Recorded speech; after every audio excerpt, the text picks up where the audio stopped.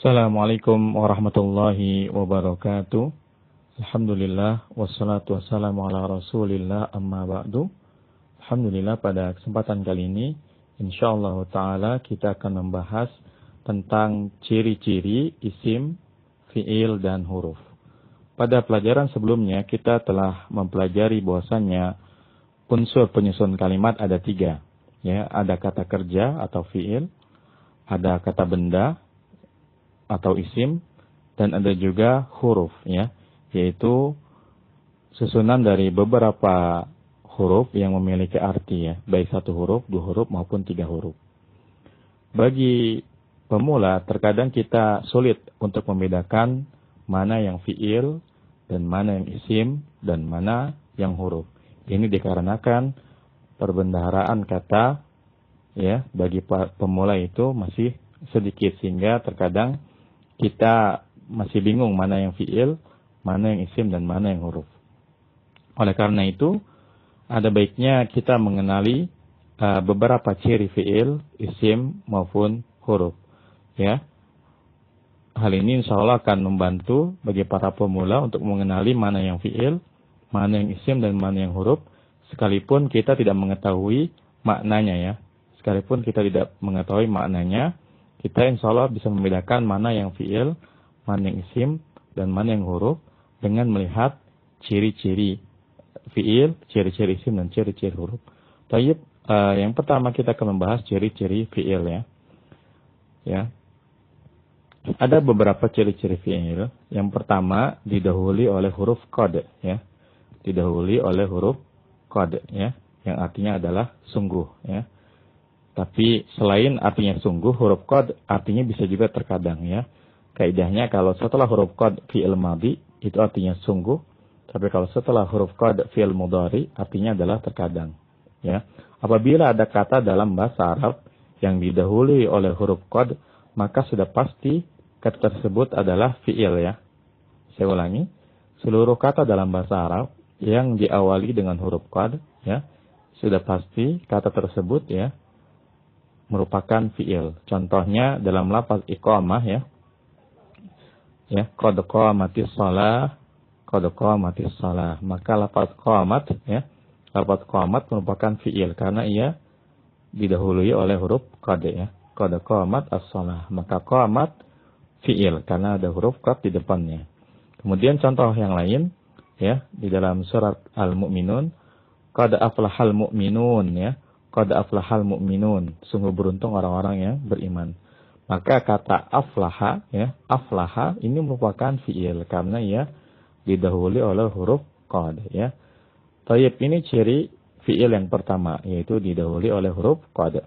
Kemudian ciri yang kedua adalah didahului oleh huruf sa, ya. Huruf sa yang artinya adalah akan, ya. Huruf sa yang artinya adalah akan. Semua kata dalam bahasa Arab yang didahului oleh huruf sa, maka ia, ya, fi'il, ya. Contohnya adalah di dalam surat An-Naba, ya. Kalla saya'lamun, ya. Kalla saya'lamun. Sekali-kali tidak, kelak mereka akan mengetahui.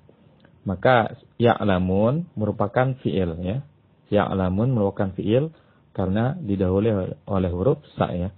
Saya'lamun, ya. Kemudian contohnya lagi dalam surat Al-Baqarah ayat 142. Di sana disebutkan sayaqulus sufaha'u minan nas, ya. Sayaqulus sufaha'u minan nas. Orang-orang yang kurang akalnya di antara manusia nanti akan berkata. Maka yaqulu karena didahului huruf sa, sayaqulu, ya, maka yaqulu merupakan fi'il, ya. Karena ia didahului oleh huruf sa. Taib, ini ciri fi'il yang kedua, yaitu didahului oleh huruf sa. Kemudian ciri fi'il yang ketiga didahului oleh huruf saufa yang artinya sama dengan sa'akan, ya. Jadi baik saufa maupun sa artinya sama-sama akan. Bedanya saufa ini untuk sesuatu yang sifatnya jauh, ya. Adapun sa, ya, ini untuk akan yang dekat, ya. Mungkin perbandingannya kalau saufa itu besok-besok, ya. Kapan-kapan, ya. Sedangkan sa itu besok. Misalkan ketika kita ditanya oleh orang, kapan kamu ke rumah saya? ya. Maka kalau kita bilangnya kapan-kapan, ya kita menggunakan saufa. Tapi kalau misalkan sudah pasti atau waktunya sudah ditentukan, misalkan insya Allah hari Sabtu saya akan ke sana, maka ini menggunakan sa. Tapi kalau waktunya belum ditetapkan, artinya belum ditentukan harinya, itu bisa menggunakan saufa. Jadi beda antara sa dan saufa. Kalau sa ini untuk waktu yang dekat ataupun ditentukan, ataupun saufa untuk waktu yang jauh atau tidak ditentukannya. Baik. Jadi kalau ada kata dalam bahasa Arab yang didahului oleh huruf saufa, maka ia fi'il. Contohnya di dalam surat At-Takasur ayat 3, kalla saufa ta'lamun, ya. Kalla saufa ta'lamun, summa kalla saufa ta'lamun. Maka kata ta'lamuna merupakan fi'il, ya, karena didahului oleh huruf sa. Ya. Baik, ini ciri yang ketiga untuk fi'il. Kemudian ciri yang keempat untuk fi'il adalah diakhiri oleh huruf ta'tanis. Ta'tanis itu merupakan huruf ta yang berharokat sukun, yang letaknya ada di ujung suatu kata, ya. Contohnya masih dalam lafaz iqamah, ya. Qad qamat as-shalatu, ya. Qad qamat as-shalatu, ya. Maka qamat karena ada ta berharokat sukun di ujungnya, qamat, maka qama ini merupakan fi'il. Mungkin akan ada yang bertanya, bukankah kalau orang yang iqamah itu bacanya qad qamatis sholatu, ya, kasrah bukannya sukun. Nah, ini merupakan cara baca. Kalau tulisannya qad qamat as-sholatu itu taknya sukun, ya. Akan tapi cara bacanya kalau ingin diwasal, karena ada dua sukun yang bertemu, ya. Karena ada dua sukun yang bertemu, itu dibacanya kasrah. Qad qamatis sholatu. Asalnya qad qamat as-sholatu. Ini kalau bacanya dipisah, ya. Tapi kalau mau disambungkan, ya, qad qamatis sholatu. Kalau mau dipisah, qad qamat as-sholatu. Kalau mau disambung, qad qamatis sholatu, ya. Jadi semua kata dalam bahasa Arab yang ada yang di ujungnya ada huruf ta berharokat sukun itu pasti fi'il. Taib, ini adalah 4 ciri fi'il. Kemudian selanjutnya kita akan mempelajari ciri-ciri isim, ya. Ciri isim yang pertama adalah didahului oleh huruf al, ya. Didahului oleh huruf al. Semua kata yang ada alnya di dalam bahasa Arab sudah pasti isimnya. Contohnya dalam lafaz bismillah, bismillahirrahmanirrahim, ya. Lafaz ar-rahmani dan ar-rahimi ada alnya, ya. Maka rahman dan rahim merupakan isim, ya. Dan al di sini berlaku baik untuk alif lam qamariyah, ya, seperti alhamdu, dan juga alif lam samsiyah seperti ar-rahman dan ar-rahim, ya. Jadi semua kata dalam bahasa Arab yang ada alnya, ya, sudah pasti isim, baik alif lamnya qamariyah maupun alif lamnya samsiyah. Yang qamariyah contohnya alhamdu, ya, alhamdu. Baik, ini ciri yang pertama untuk isim. Ciri yang kedua bertanwin. Semua kata dalam bahasa Arab bila ia berharokat tanwin, baik dhammatain, fathatain, an, atau kasratain, in, maka ia sudah pasti isim, ya. Ini sudah pasti isim, ya. Contohnya di dalam surat Muhammad, ya, surat Al-Fat ayat 29, ya. Di sana disebutkan Muhammadur Rasulullah, ya. Muhammadur Rasulullah. Maka lafaz Muhammadun, ya, ini merupakan isim, ya. Semua kata dalam bahasa Arab yang bertanwin sudah pasti isim, ya. Ini ciri yang kedua, ya. Semua kata dalam bahasa Arab yang berharokat tanwin baik an, in, itu sudah pasti isim. Kemudian ciri yang ketiga, ya, didahului oleh huruf jar, ya. Didahului oleh huruf jar. Jadi kalau ada kata dalam bahasa Arab yang didahului oleh huruf jar, maka ia sudah pasti isim. Lalu apa itu huruf jar, ya? Secara sederhana kita bisa mengatakan bahwasanya huruf jar adalah huruf yang membuat kata setelahnya menjadi berharokat kasrah, ya. Huruf jar adalah huruf yang membuat kata setelahnya berharokat kasrah. Meskipun nanti kalau kita pelajari lebih lanjut, ya, di kelas nahwu, jar ini tidak selamanya kasrah, ya. Ada yang nanti fathah, ada juga, dan ada juga yang nanti ya. Jadi ada banyak sebetulnya. Jar ada 3, tapi untuk pemula yang perlu dipahami pertama-tama bahwasanya huruf jar ini membuat kata yang setelahnya berharokat kasrah, ya. Apa saja huruf jar? Ya, huruf jar ada banyak ya. Ada min yang artinya adalah dari. Kemudian ada ila yang artinya adalah ke. Kemudian ada an yang artinya sama dengan min, yaitu dari. Bedanya kalau min itu biasanya digunakan untuk sesuatu yang bersifat jarak ya.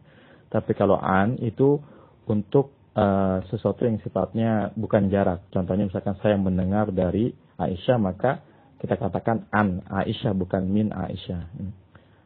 Kemudian misalkan kita ingin mengatakan saya melemparkan panah dari busurnya, maka dari busurnya di sini bukan pakai min tapi pakai an ya. Jadi itu bedanya antara min dan an. Kemudian huruf jar selanjutnya selain min, ila, an, yang keempat adalah ala yang artinya adalah di atas. Ya, kemudian fi yang artinya di atau di dalam. Kemudian bi yang artinya adalah dengan ya. Kemudian ka ya, ka yang seperti yang artinya adalah seperti ya. Kemudian li yang artinya adalah untuk atau bagi. Baik, kita berikan contoh satu persatu untuk setiap huruf jar ini ya. Contohnya ya, contoh dalam Al-Qur'an huruf min ya, huruf jar yang pertama adalah huruf min. Contohnya minallahi dzil ma'arij ya. Minallahi dzil ma'arij ya. Maka lafaz Allah ya merupakan lafzul jalalah ya, merupakan lafaz yang memiliki lafaz untuk zat yang maha agung, lafzul jalalah, dan ia isim ya karena ada huruf minnya. Minallahi dzil ma'arij.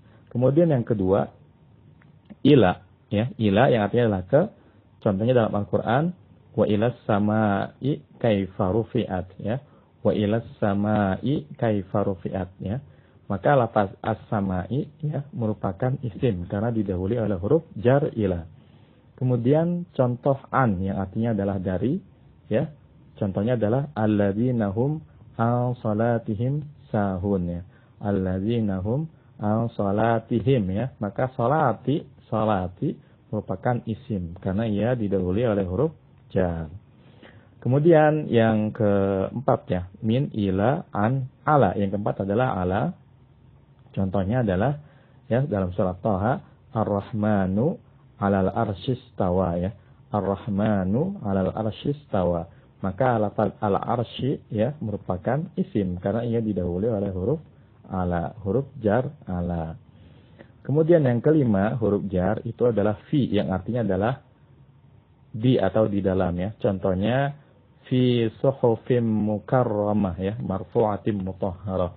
Fi suhufim mukarramah. Maka kata suhufin ya merupakan isim ya karena didahului oleh huruf jar fi.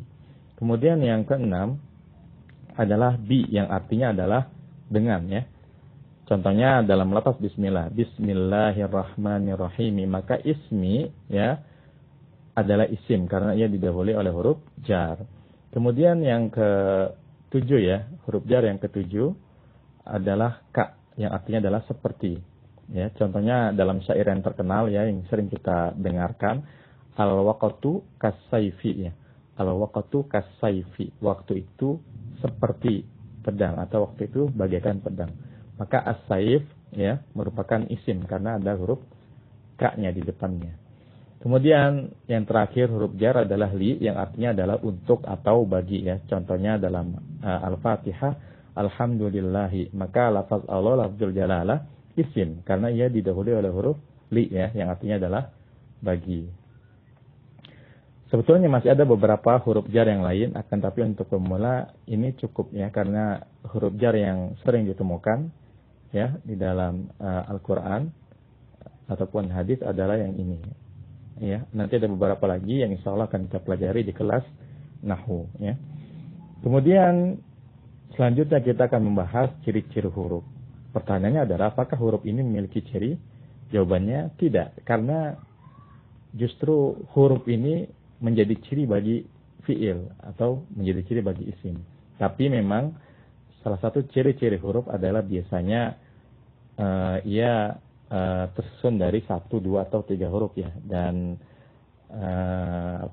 dari sisi makna ia tidak menunjukkan nama bagi benda atau bagi kegiatan. Dan dia hanya sifatnya huruf. Contohnya tadi ya, min dari ini kan bukan nama ya. Maka ya bukan isim dan bukan juga kata kerja. Secara sederhana kita bisa mengatakan bahwasanya huruf adalah yang bukan fiil atau yang bukan isim ya. yang bukan fi'il dan bukan isim adalah huruf ya.